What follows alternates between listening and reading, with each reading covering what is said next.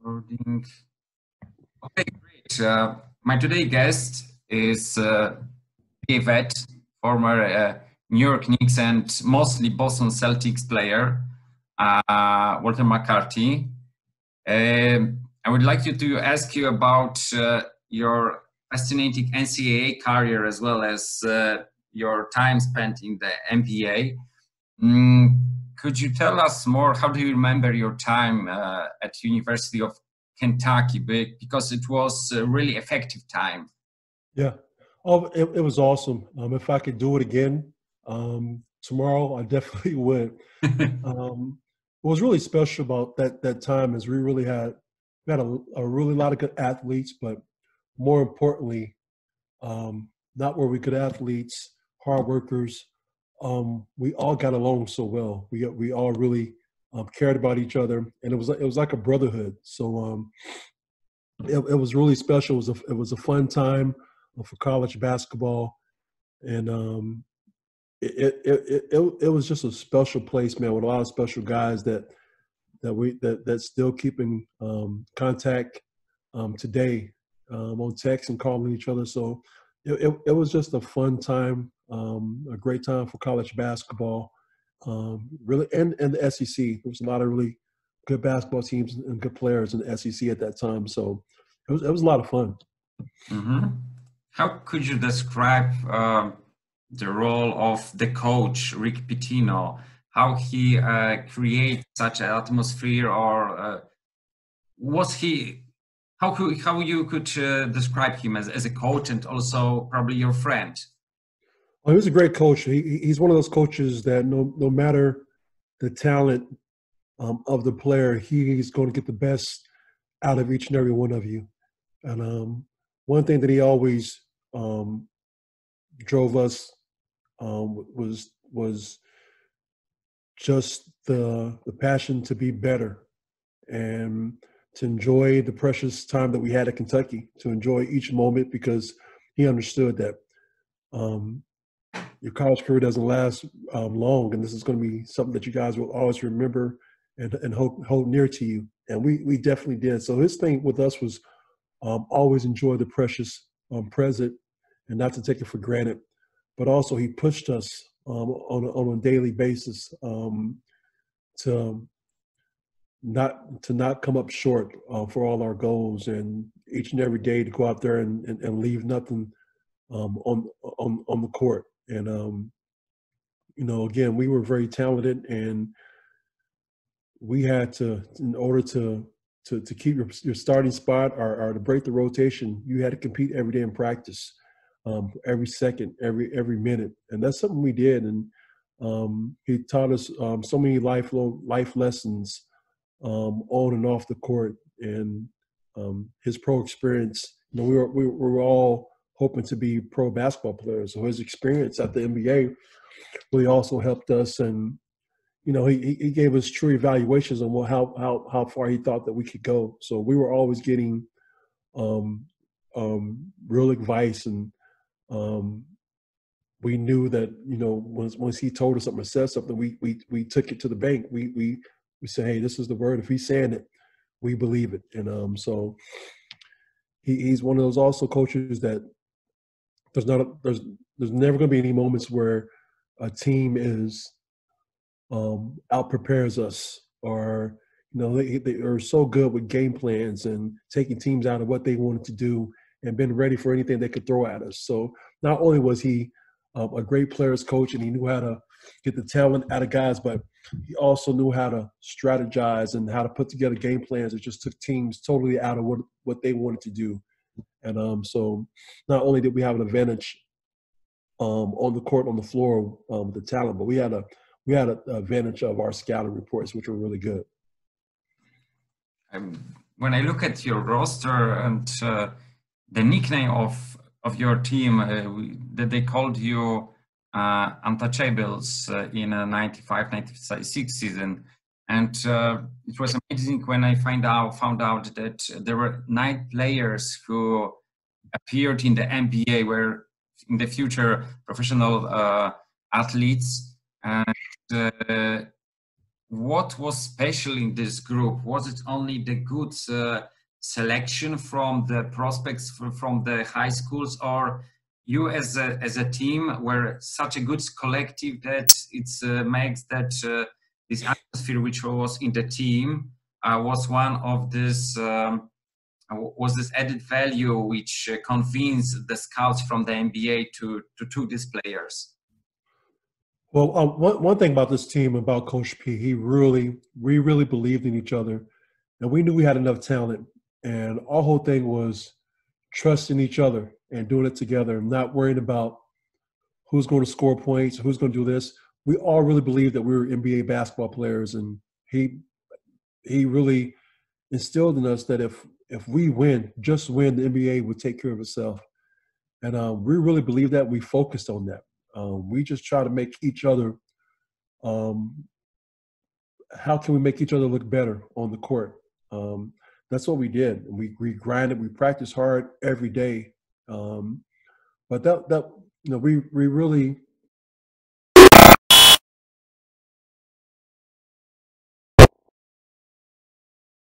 outside that team, because we knew we were special. Not letting anybody outside that team dictate or have any say or anything affect us from accomplishing our goals. It was just us in between those lines, in between that huddle. And that's all we focused on. We just wanted to please each other and do it for ourselves. We didn't want any outside distractions coming between us. But I'll tell you one thing about that team is, and I'm sure every championship team probably feels this way or was this way, but we really were brothers on that team, in that locker room, outside the locker room. We spent a lot of time with each other. And I remember, our girlfriends would be mad because, we wanted to spend time with each other. We would go out each Friday. We were bowling, or we were playing cards, or we were doing laser tag. But we were doing so much as a team. We were spending so much time together. We were investing so much time in each other that we really enjoyed that. We really loved that. And I thought that just really helped our chemistry on the court. We didn't care who got the glory on the court or the points, man. We really enjoyed competing at the highest level and competing for one another. And so we just trusted Coach P in that aspect. If we just trust each other, the NBA will take care of itself. And it definitely did, because I remember Coach P telling all of us that you guys, you don't have to average 20 points, 25 points to be an NBA basketball player. And I remember from this team, I think Tony Duck probably averaged the most minutes at maybe around 16 or 17 minutes, and Antoine Walker was next around 15. I was next 15 and 14.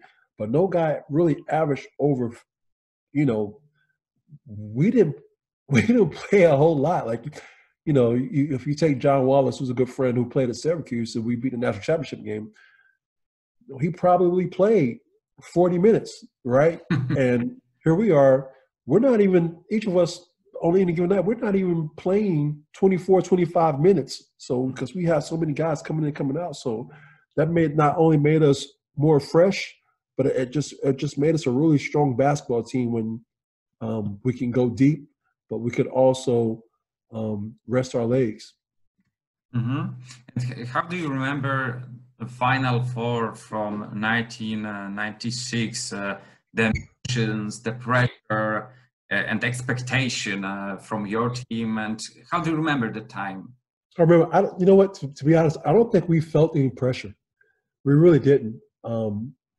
We knew we had the pieces to win, and we felt that we were going to win. But we didn't feel any pressure, man. We were so loose. I remember, in certain parts of, we used to wrestle in the hotel, in the rooms with each other. Just, so many things that kept us really loose, and just, there was no pressure. When it was time to perform, we all performed. But I'll tell you one thing I do remember, we played awful in the Final Four. We played probably our worst basketball this season in the Final Four, and we were still able to win the championship. But we didn't shoot the ball very well. We just didn't do what we had been doing for normal season. We did enough to be able to win, But I remember those games. We shot the ball awful from three. We just didn't play like we normally played, and we were still able to win. So, but it was a fun time. But to be honest, I think that's the greatest job that Rick Pitino and Jim O'Brien, Delray Brooks, and Winston Bennett, those guys did at that time. Our coaches, they kept us really loose. We never felt any pressure. And to be at the University of Kentucky and how they follow their basketball, men's basketball game, that's pretty big. But we didn't feel any pressure. Again, we didn't let any of the outside noise really affect us. We had a job to do. We were focused on that, and we trusted each other for everybody to go out and do their jobs. And that was it. Mm-hmm. As you mentioned, you focus only about the basketball, only about being a part of the team. And as a result, you became the NBA player. You were drafted by New York Knicks. I was really surprised because, as I said, in my mind, Walter McCarty was always in the Boston Celtics jersey. And I realized, yes, of course, there was also one season with New York Knicks. And how do you remember your first season? You played with Patrick Ewing, with Larry Johnson. How it was to play with the legends, with the All-Stars? It was awesome. I'm still really good friends with those guys. I speak to Patrick Ewing, is one of my favorite people. Still speak to him so much now. But to be around those guys, man, I've learned so much about the game of basketball and how to extend your career and how to do things the right way. You come in as a rookie and you come on this team and you have Patrick Ewing, right? Buck Williams, Herb Williams, Scotty Brooks, Chris Childs, John Starks, Allen Houston, Charles Oakley. Chris, I forget the center's name, but Larry Johnson. We learned so much every day being around those guys.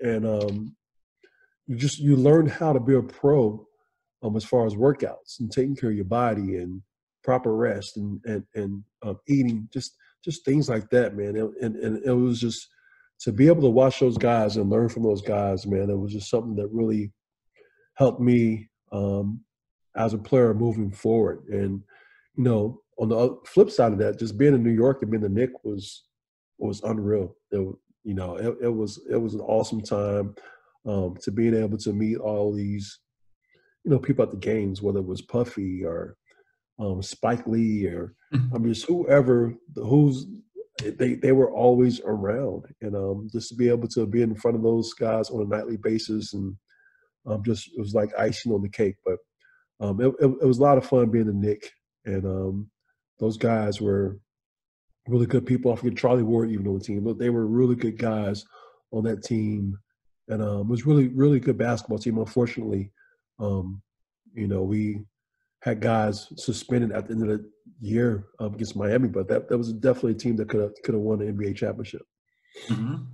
I remember one movie from the beginning of Scottie Pippen's career in the Chicago Bulls, and the special hack for a rookie from Charles Oakley. And did Charles, the Oakley, got some special task for you? And how do you feel as a rookie in the New York Knicks? Well, it was great. Those guys were really good.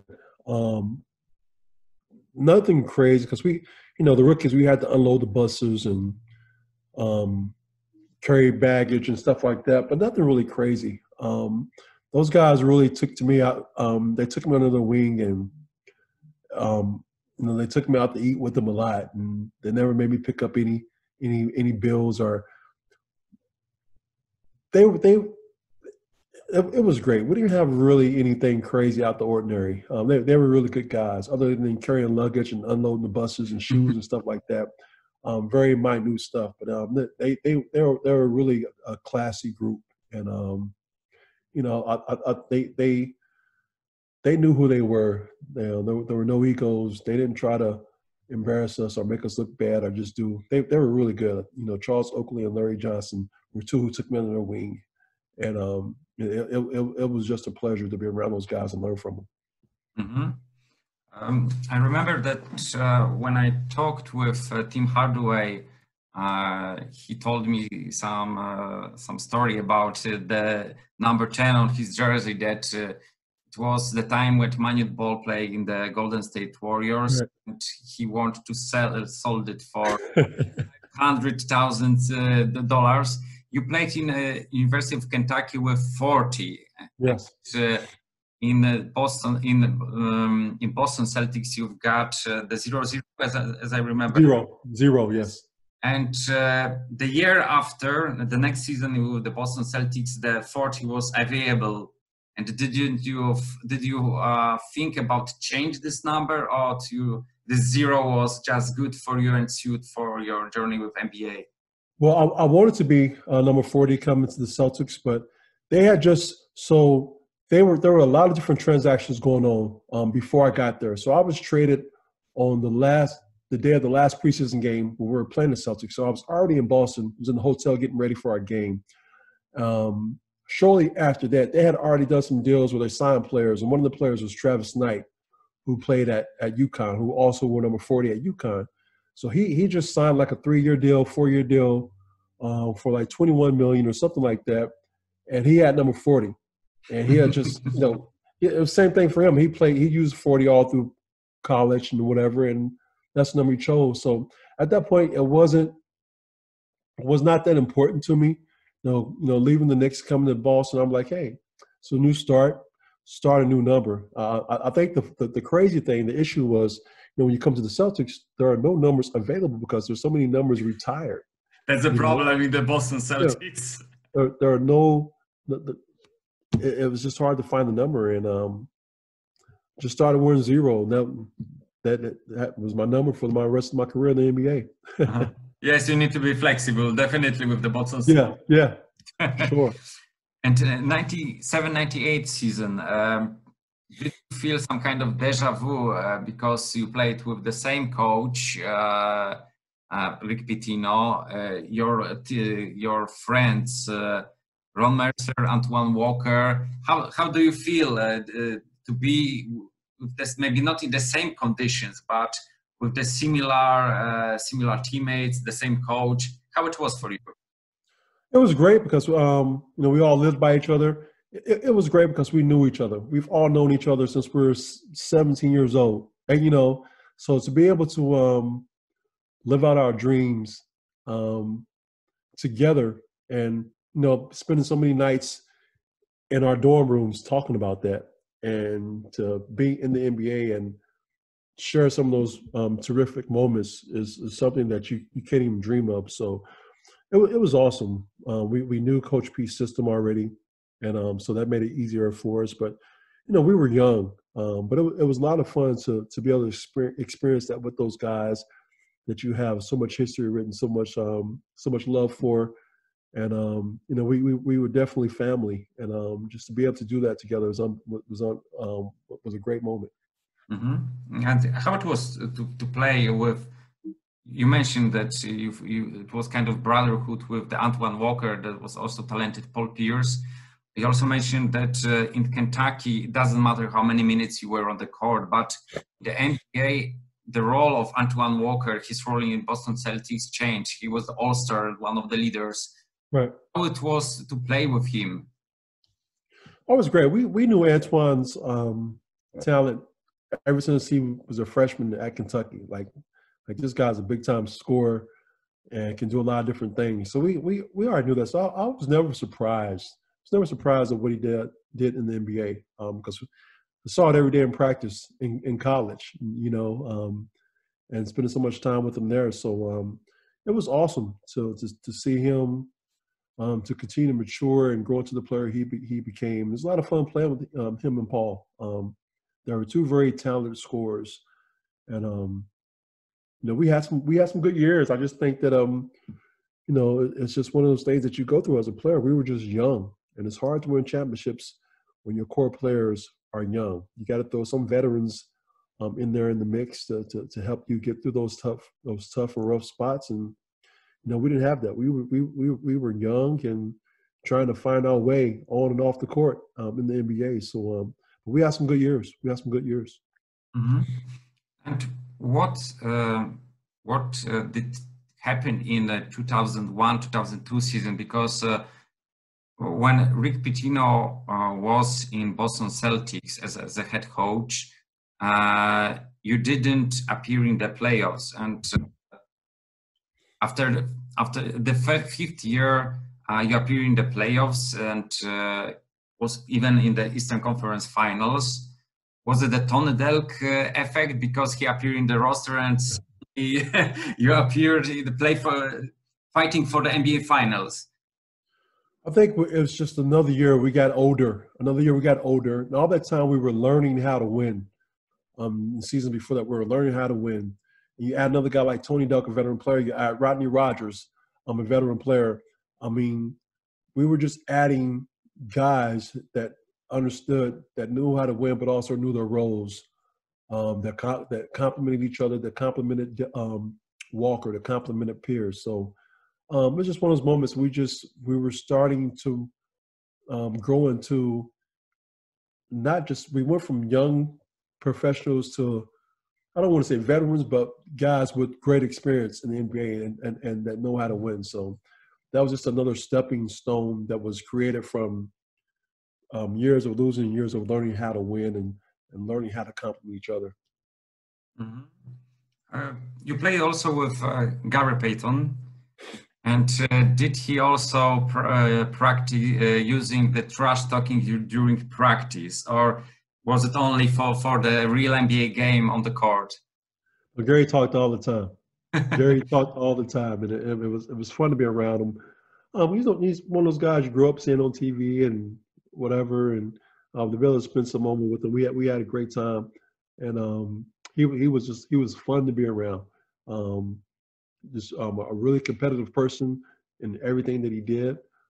But overall, he was a great person, great dude that really enjoyed the game and really enjoyed his teammates. Mm-hmm. You played for the Rivers, and how it looks cooperation with Doc from the player perspective, because of course he in this bubble season lost in the playoffs, and Los Angeles Clippers were supposed to fighting for NBA Finals. There were a lot of critics because it was his third situation in the playoffs when he got 3-1 situation in the series and lose it. And a lot of criticism was that he's not a good coach, that he's too weak, and so on. I think it wasn't not fair, definitely. But of course, it's fun perspective. We see only what is on the court, or see only some statistics, but which didn't show the whole meaning of the basketball. How do you remember Doc Rivers from your player perspective? Well, Doc's a great coach. Obviously, he played the game at a high level, and he was a point guard. So Doc sees the game. He has a great feel for the game. He has a great feel for coaching and how to make things work. I think, unfortunately, what happened with Los Angeles in this season it just wasn't enough time. You put this team together, and there just was not enough time to make it work. It's just teams need time together to learn each other, to go through the rough spots and just to learn how to deal with it and get through it. And I just don't think they had enough time to do that. If you look at the bubble situation, they had so many guys in and out of the bubble. Shuffling guys in and out of lineups and doing certain things. It's tough. It's tough to win that way because you don't know what you're going to get. Some guys had a tough time getting the rhythm. And now you add another guy back in the lineup, and when some guy was just starting to get going, now this guy's out of rhythm. So he just had there were a lot of things he had to face, obstacles that he had to face that went against them, and it's just tough to deal with. You don't wish that upon any coach because obviously he had enough talent to win, but the talent that he had, they haven't spent enough time together for you to see what that talent could manifest into together. Just wasn't enough time. Too many situations that just came up that was out of his control, that didn't allow them to have any success. Mm-hmm. what does mean to you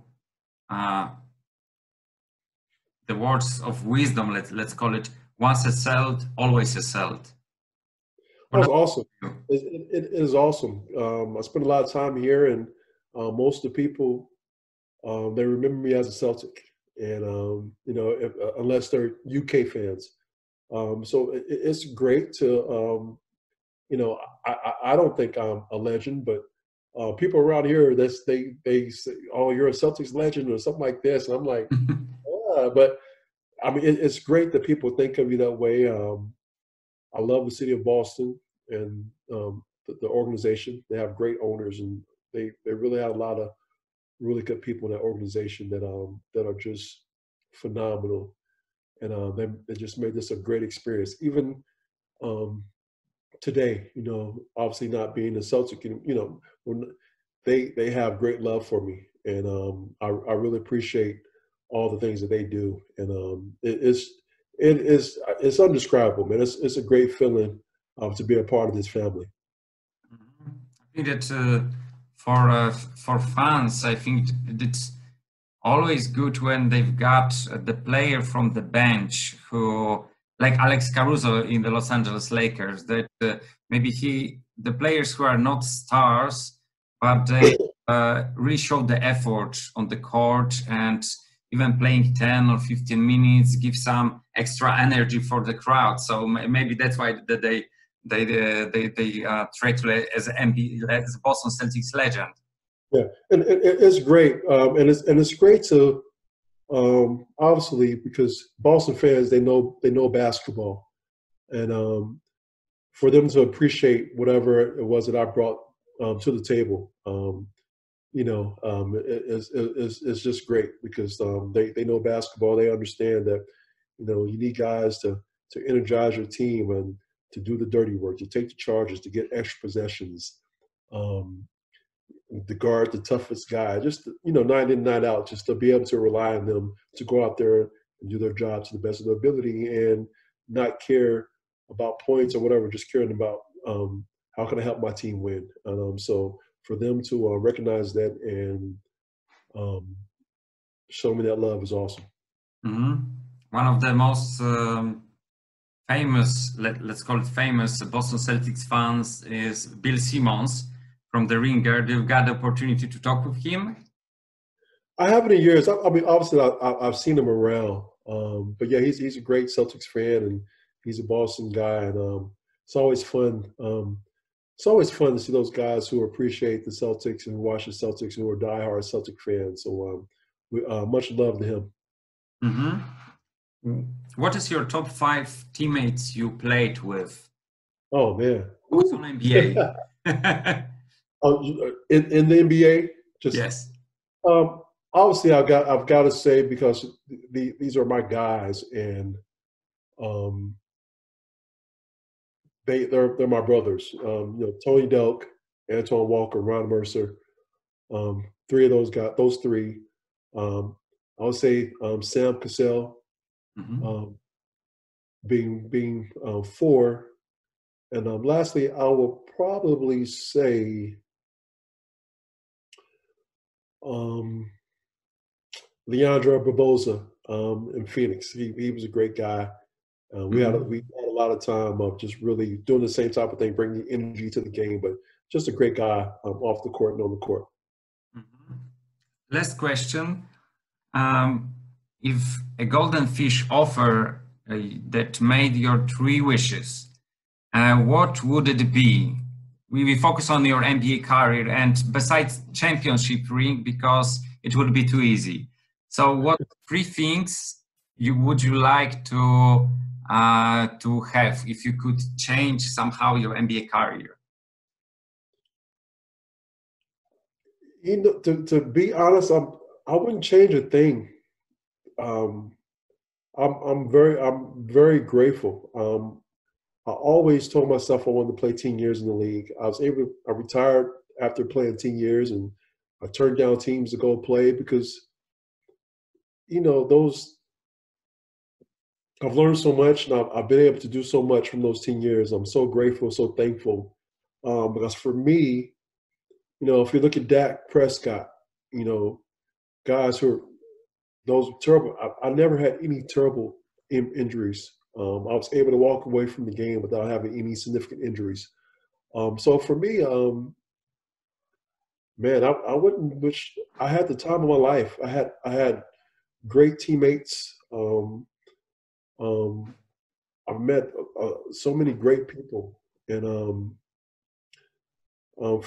to be honest, from a basketball standpoint, I wouldn't change a thing. I know when the NBA rings are the thing, whatever, but I don't base my success off of that. And I had a great time. I had a great time, and to be honest, I wouldn't ask for a thing.